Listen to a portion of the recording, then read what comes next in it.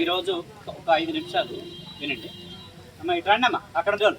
ఎందుకు వచ్చారు మీరు? ఇటు దమ్మపేట మండలంలో ఒక పెద్ద ఎత్తున మనం గ్రామీణ పేదల సంఘం యొక్క ఎర్రజెండా నీడలో ఉదయం నుంచి ఇప్పటి వరకు మీరు ప్రయాసాలు ఓర్చి అనేక పనులు వదులుకొని మీరు ఎదుర్కొంటున్నటువంటి ఏ సమస్యలు అయితే ఉన్నాయో ఈ సమస్యలను పరిష్కరించండి అని చెప్పేసి స్థానిక రెవెన్యూ వారి ద్వారా ప్రభుత్వం వారి దృష్టికి తీసుకెళ్లడానికి ఈ తెలంగాణలో కాంగ్రెస్ ప్రభుత్వాన్ని డిమాండ్ చేస్తూ ఇవాళ దాదాపు ఏంటంటే ఒక ఉత్తేజపూరితమైనటువంటి ఊరేగింపు జరిగింది.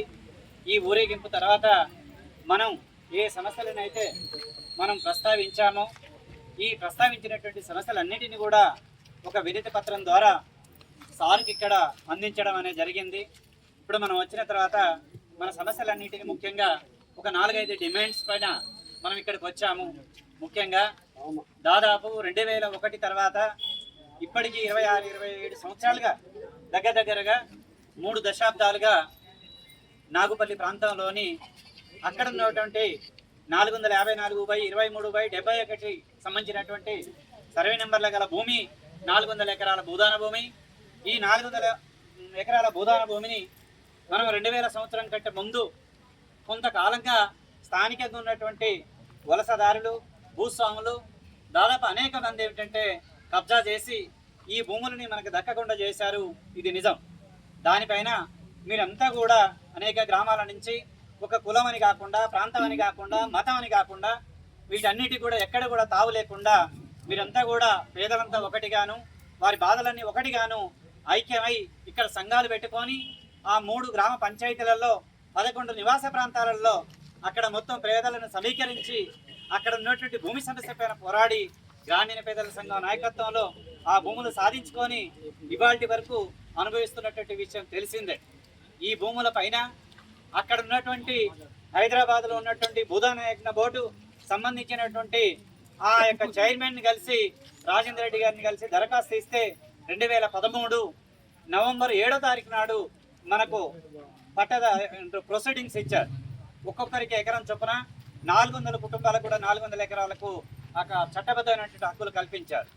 అదే నవంబర్ 11వ తారీఖు 2013న అడవిలోకి వచ్చి జీడి తోటల్లోకి వచ్చి మామిడి తోటల్లోకి వచ్చి మనం వాళ్ళ సొంత ఖర్చులతో వస్తే వాళ్ళు మనకు ప్రొసీడింగ్స్ ఇచ్చారు. కానీ ఇందులో భూదాన్ చట్టంలో కానీ రెవెన్యూ చట్టంలో కానీ ఉన్నది ఏమిటి అంటే ప్రొసీడింగ్స్తో పాటు ప్రొసీడింగ్ ఎవరైతే పొందారో ఆ గిరిజనులందరికీ ఇతర పేదలందరికీ కూడా రెవెన్యూ చట్టం ప్రకారంగా పట్టాదారు పాస్బుక్లు ఇవ్వాలి. కానీ పట్టాదారు పాస్బుక్లు ఇవ్వాలని చెప్పేసి దాదాపు 3 దశాబ్దాలుగా మీరు దున్నుకుంటున్నప్పటి నుంచి సాగులో ఉన్నప్పటి నుంచి దాదాపు 25 సంవత్సరాలుగా కూడా పట్టాదారు పాస్బుక్ల కోసం ఒక ప్రయత్నం చేస్తుంటే ఇక్కడున్నటువంటి ప్రభుత్వం నిమ్మక నీరెత్తినట్టుగా గిరిజనుల పైన ఒక చిన్న చూపుతోని ఒక లెక్కజేయనతనంతోని వారితో మమేకమై భుజం కలిపి పోరాడుతున్నటువంటి గిరిజనేతర పేదలను కూడా పట్టించుకోకుండా ఇవాళ దాదాపు ఏంటంటే ఎన్ని చట్టాలు వచ్చినప్పటికీ గత ప్రభుత్వం కూడా దాదాపు ఏంటంటే ధరణి పేరుతో ఉన్నప్పుడు కానీ ఇప్పుడున్నటువంటి ప్రభుత్వము భూభారతి అనేటువంటి పేరుతో వచ్చినటువంటి చట్టాల్లో కూడా దీన్ని ఎక్కడ కూడా కనీసం ఎంక్వైరీ చేయకుండా సర్వేలు చేయకుండా పరిశీలించకుండా ఇప్పటి వరకు ఏంటంటే గిరిజనులను అన్యాయం చేస్తున్నారు. వాళ్ళకు కావాల్సినటువంటి చట్టబద్ధత కలగకుండానే చేస్తున్నారు. ఇది యథార్థం.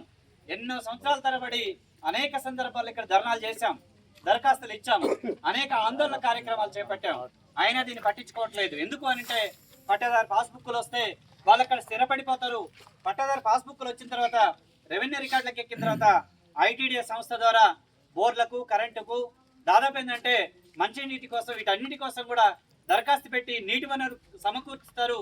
సమకూర్చిన తర్వాత పంటలు పండించుకుంటారు. పంటలు పండించుకున్న తర్వాత స్థిరపడిపోతారని ఈ ఉద్దేశంతో ఏంటంటే ఇక్కడ ఉన్నటువంటి ప్రభుత్వం కూడా ఇక్కడ ఉన్నటువంటి కొంతమంది ఏమిటంటే ఒక కుట్రపూరితంగా పట్టాదారు పాస్బుక్లు లేకుండా చేస్తున్నారు. ఈ పట్టాదారు పాస్బుక్లు కావాలి అనేటువంటి ఒక మొదటి డిమాండ్ సార్ ట్రైనింగ్ కలెక్టర్ గారికి మనం ఇవ్వడం అనేది ఒకటి జరిగింది. అదే కాదు, ఈ భూమి కోసం పోరాడుతున్నప్పుడు 2001 నుంచి 2002 నుంచి 2005 వరకు కూడా పెద్ద ఎత్తున భూముల కోసం పోరాడుతుంటే గొడవలు జరిగిన ఆ క్రమంలో తర్వాత ఏంటంటే పక్కనే ఉన్నటువంటి ఆ తుప్పలల్లో కూడా ఫారెస్ట్ వాళ్ళు కూడా మనకు మాయ మాటలు చెప్పి మోసం చేసి అందులో జామేలు వేశారు. ఇవాళ పెరిగి పెద్ద అయినాయి. ఇవి పెద్ద అయిన తర్వాత ఆశ కలిగినాక ఈ భూములు మావే ఫారెస్ట్ రికార్డులు ఉన్నాయని చెప్పేసి ఈ యొక్క మొత్తం ఏంటంటే ఇబ్బంది పెడుతున్నారు. కేసులు పెడుతున్నారు, ఆ భూములు దక్కకుండా చేస్తున్నారు. కానీ ఆ భూముల కోసం పోరాటప్పుడు కూడా అనేక మంది ఎంతమందో కేసులైన జైలు పాలయ్యారు, ప్రాణం కూడా పోయింది ఆ భూముల కోసం కొట్లాడుతున్నప్పుడు. ఇదంతా మీకు తెలిసినటువంటి విషయమే. అయినా కానీ ఏంటంటే ఫారెస్ట్ వాళ్ళు ఏంటంటే మాది అని చెప్పేసి ఈ ప్రయత్నం చేస్తున్నారు. దీన్ని కూడా ఖండిస్తూ ఈ ఫారెస్ట్ వాళ్ళు కబ్జా చేసిన భూములని దాదాపు 100 నుంచి 110 ఎకరాలు ఉన్నాయి.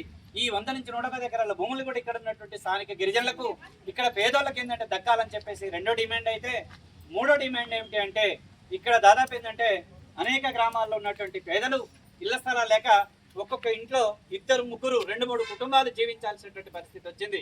ఇరుకు గదుల్లో ఉంటూ, ఇరుకు స్థలాల్లో ఉంటూ నానా ఇబ్బందులు పడుతున్నారు. దాదాపు ఈ ప్రాంతం అంతా కూడా ఏంటంటే ఈ గ్రామాల్లో కూడా దాదాపు ప్రభుత్వ భూములు ఉన్నాయి. ఈ ప్రభుత్వ భూములన్నింటినీ అక్రమంగా అన్యాక్రాంతమై ఉన్నాయి.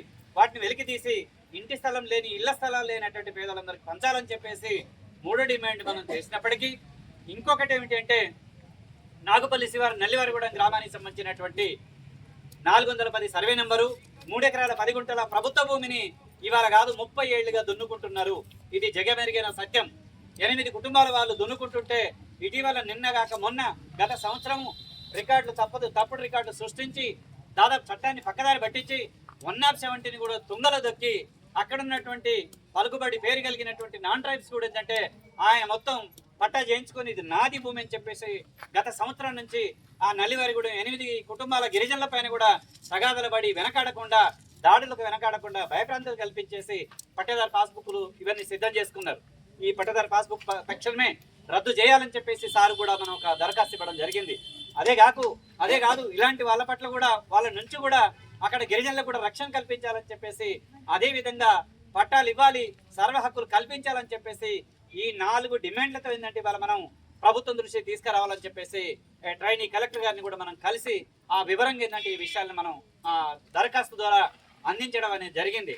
దీనిపై నేను ఖచ్చితంగా సమగ్రంగా పరిశీలిస్తాను, సర్వేలు చేపిస్తాను, మీ యొక్క వినతి పత్రానికి న్యాయం చేస్తానని చెప్పేసి మన కమిటీకి ప్రజలకు ఒక భరోసా ఇచ్చారు. దీని తర్వాత కూడా మళ్ళీ మనం ఒక ప్రతినిధి బృందంగా బయలుదేరి మళ్ళీ సార్ని కలవడమే కాక కలెక్టర్ గారిని కూడా కలవడమే కాక అవసరమైనటువంటి ఒక ప్రయత్నాలు చేసి ఎక్కడ కూడా వేడకుండా వదలకుండా మనం ఏమి పనులు ఈ కారణాలు అనేటువంటి చెప్పకుండా మనం దాన్ని సాధించేంత వరకు మనం ఎర్రజెండా నీడలో గ్రామీణ పెద్దల సంఘం ఆధ్వర్యంలో ఖచ్చితంగా దీన్ని చివరికంటూ సర్వ హక్కులు వచ్చేంత వరకు దీన్ని మనం పోరాడదామని చెప్పేసి ఈ ర్యాలీ సందర్భంగా ఈ సభలో మనం ప్రకటించడం అనేది మరొకసారి జరుగుతున్నది. ఎందుకు అంటే చాలామంది మేము అధికారంలోకి వస్తే ఇది చేస్తాం అది చేస్తాం అని చెప్పేసి మాయ మాటలు చెప్పి అధికారంలోకి వచ్చారు. ఈ అధికారంలోకి వచ్చిన దగ్గర నుంచి చూస్తే కూడా కాంగ్రెస్ ప్రభుత్వము ఈ రాష్ట్రంలో దాదాపు ఉన్న దగ్గర అందిన కాడికి ప్రభుత్వ భూములు లాక్కోవడము, ఆ భూములని పేదలకు దక్కకుండా చేయడము, పేదల సాగులో ఉన్న భూముల పట్ల బాధ్యతగా వ్యవహరించకపోవడం అనేది జరుగుతున్నది. ఇల్లు కూల్చడం కానించి పేరుతో హైదరాబాద్లో కానీ ఇవాళ ఖమ్మంలో 5 నెలల క్రితం ఆ వెలుగుమట్ల సంఘటన మీకు అందరికి తెలియందేం కాదు. ఇది దాదాపు రాష్ట్రం దేశమంతటి కూడా ఏంటంటే కోడే కోసింది. చాలా దుర్మార్గంగా అన్యాయంగా అక్కడ పేదలు కూడా ఏంటంటే ఇల్లు కట్టుకొని 8 ఏళ్ళు నివాసం ఉంటే 12 సంవత్సరాలు ప్రయత్నం చేస్తే అవన్నీ కూడా దుర్మార్గంగా నేలమట్టం చేశారు. వీళ్ళు ఏ మాత్రం కొద్ది అవకాశం ఉంటూ కూడా మన భూముల విషయంలో కూడా నాగుపల్లి భూముల విషయంలో కూడా వాళ్ళు గుంజుకోవడానికి వెనకాడరు. అలాంటి అవకాశాన్ని మనం కల్పించవద్దు. ఇక్కడ ఐక్యంగా ఉండి పట్టుదలతో ఉండి ఒక సరైనటువంటి దీక్ష పోని మనం ఆ భూముల యొక్క మొత్తాన్ని ఏంటంటే చట్టబద్ధమైనటువంటి హక్కులు కలిగేంత వరకు ఇక్కడ నుంచి అవసరమైతే భద్రాచలం ఐటీడీఏలో కూడా పెద్ద ఎత్తున గతంలో కూడా ధర్నాలు చేశాము. మరొక మారు అది ప్రపంచానికి వెలిగేటట్టుగా ఏజెన్సీ కలెక్టర్ గాను, ఏజెన్సీకి పెద్ద దిక్కుగాను ఐటీడీఏ పిఓ గారి దృష్టి కూడా మనం తీసుకెళ్లాల్సి వస్తుంది. ఇప్పుడు మనం మాట్లాడినటువంటి విషయాలన్నింటినీ కూడా ఆ లెవెల్లో కూడా ఆ ప్రభుత్వం దృష్టికి తీసుకొచ్చి మనం యొక్క డిమాండ్తోని దాదాపు ఏంటంటే ధరణీలు వచ్చినాయి, భూభారతీలు వచ్చినాయి. కానీ మీరు ఒకటి ఆలోచించాల్సింది ఏమిటంటే నాగుపల్లి ప్రాంత ప్రజలు 30 ఏళ్లుగా 3 దశాబ్దాలుగా దున్నుకుంటున్న, సాగు చేస్తున్న, అక్కడ పంటలు పండించి అనుభవిస్తున్నటువంటి వాళ్ళకు మాత్రం చట్టం రాలేదా? రెండోది, ఈ వచ్చిన చట్టం వాళ్ళకు వర్తించదా? ఇది మనం ప్రభుత్వాన్ని అయితే ప్రశ్నించాల్సినటువంటి అవసరం ఎంతైనా ఉన్నది. కాబట్టి ఏంటంటే ఎన్ని చట్టాలు ఉన్నప్పటికీ ఇవాళ కాదు చట్టాలు గిరిజనులకు వచ్చింది. అల్లూరు సీతారామరాజు కాలంలోనే, కుమరం కాలంలోనే ఏనాటి నుంచి 1917 నుంచి రెగ్యులేషన్ చట్టం వచ్చింది, దాదాపు 59 చట్టం వచ్చింది, 1970 చట్టం వచ్చింది, పేసా చట్టం వచ్చింది, ఇటీవల గిరిజనుల పోడు భూముల కోసం అటవీ హక్కుల చట్టం వచ్చింది. ఎక్కడ చట్టాలు తక్కువ ఉన్నాయి, ఎక్కడ చట్టాలు ఎందుకు అమలు జరపట్లేదు? పేరుకు మాత్రం చట్టాలు ఉంటున్నాయి. ఈ చట్టాలన్నీ కూడా పెద్దవాళ్లకు, ఈ చట్టాలన్నీ కూడా ఉన్న వాళ్లకు ఇవి చుట్టాలుగా మారిపోతున్నాయి. కాబట్టి దీన్ని గుర్తించి పేదవాడి హక్కు ఇది, ఏజెన్సీ ప్రాంత గిరిజనుల సొత్తు ఇది, గిరిజనేతర పేదలు కూడా గిరిజనులకు మద్దతు ఇస్తున్నటువంటి అన్ని పేదలకు ఏంటంటే వాళ్ళందరి యొక్క సొత్తు ఇది అని చెప్పేసి మనం ఈ చట్టాలు అమలు జరపడమే కాక అసలు పేదలకు పరిష్కారం అయ్యేటువంటి చట్టాలు తీసుకురావాలి, వాళ్ళకు ఉపయోగపడేటువంటి చట్టాలు తీసుకురావాలి. ఉన్న చట్టాలు కూడా పేరుకు మాత్రమే ఉన్నాయని చెప్పేసి అంటున్నారు. ఇవి పేరు కాదు, ఇవి ఆచరణలో తీసుకురావాలని చెప్పేసి మనం ఒక్క ప్రదర్శనతోనో ఒక్క దరఖాస్తుతోనో సరిపోదు. ఇది మనం భూములు వచ్చేంత వరకు, పట్టాలు వచ్చేంత వరకు, పట్టాదారు పాస్ పుస్తకాలు వచ్చేంత వరకు ఈ పోరాటం నిరంతరంగా కొనసాగించాలని చెప్పేసి మనం ఆఫీసులో ఒక పోరాటం చేస్తే సరిపోదు. మండల కేంద్రాల్లోనో, డివిజన్ కేంద్రాల్లోనో, జిల్లా కేంద్రాల్లోనో ప్రదర్శన చేస్తే సరిపోదు. ఇవి చేయాల్సిందే, ఇది ప్రపంచం దృష్టి తీసుకెళ్లాల్సిందే. కానీ దీనితో పాటు సమస్య పరిష్కారం అయ్యేంత వరకు, సమస్య సాధించేంత వరకు భూముల మీద నిలబడి పోరాడాల్సిందే తప్ప, పోరాడితేనే తప్ప పరిష్కారం కావు. కాబట్టి ఏంటంటే మనం ఖచ్చితంగా ఏంటంటే పోరాడి సంఘటిత కృషితో ఇక్కడ పేదలందరినీ కూడా ఐక్యం చేసి మనం ముందుకు పోవాలని చెప్పేసి నేను కోరుతూ, ఈ పోరాటాన్ని గుర్తించి మండల నలుమూలల్లో కూడా అనేక గ్రామాల నుంచి కూడా మా ఊరు రండి, మా దగ్గర భూమి సమస్యలు ఉన్నాయి, మా ఊరు రండి, ఇక్కడ ఇళ్ల స్థలాల సమస్యలు ఉన్నాయని చెప్పేసి నిన్న మొన్న కూడా పక్క చుట్టుపట్టు గ్రామాల వాళ్ళు కూడా వచ్చి సంఘం కమిటీని కలిశారు.